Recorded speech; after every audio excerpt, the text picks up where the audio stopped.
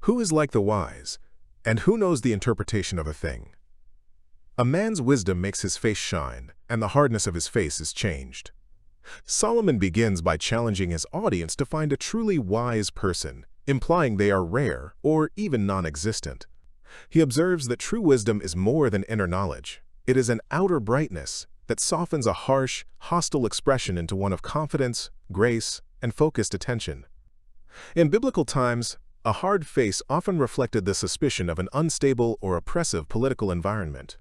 Today, we often use procedurally advanced skincare or digital filters to mask the external signs of stress and age, yet Ecclesiastes reminds us that only the character of wisdom provides a lasting radiance that no product or procedure can replicate. I say, keep the king's command, because of your oath to God. Be not hasty to go from his presence, for a king's word is supreme, and who may say to him, "What are you doing?"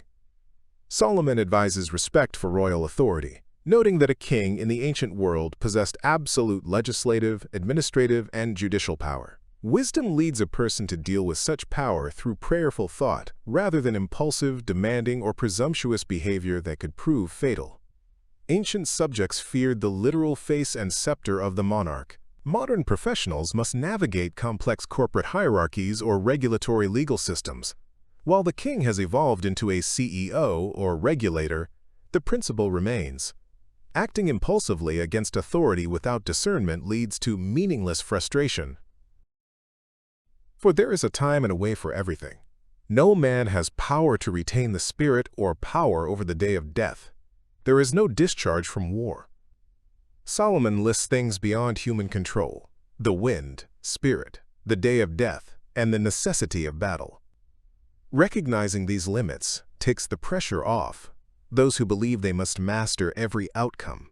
Much human misery stems from our inability to see the future, leaving us uninformed and heavy-hearted.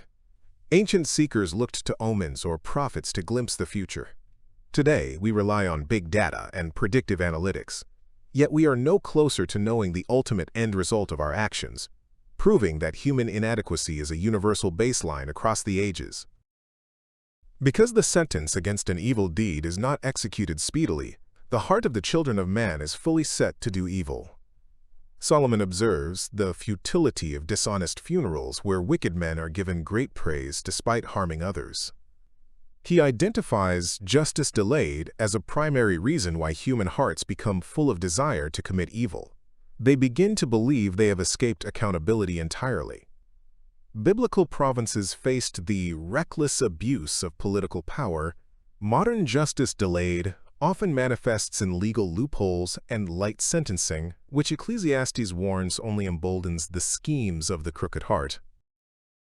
Though a sinner does evil 100 times and prolongs his life, yet I know that it will be well with those who fear God, but it will not be well with the wicked. Despite the irony of evil men living long and successful lives, Solomon asserts that only those with holy reverence possess a truly good foundation.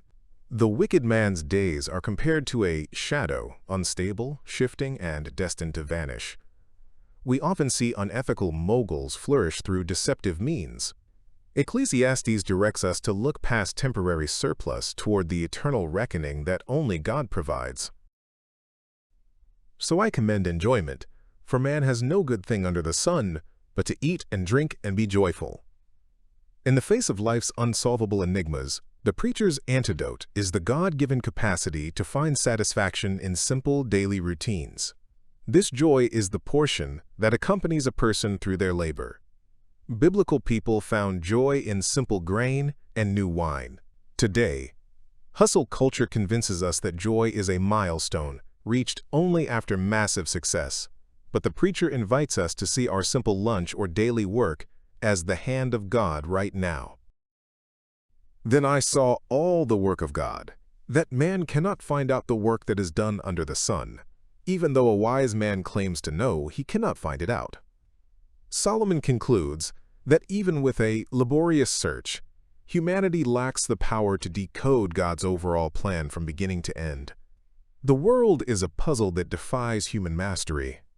We live in the information age, yet our increased knowledge often only increases our sorrow and anxiety. Ecclesiastes calls for the acceptance of mystery as a necessary part of a resilient faith. Fear God and keep His commandments, for this is the whole duty of man. Ecclesiastes chapter 12, verse 13.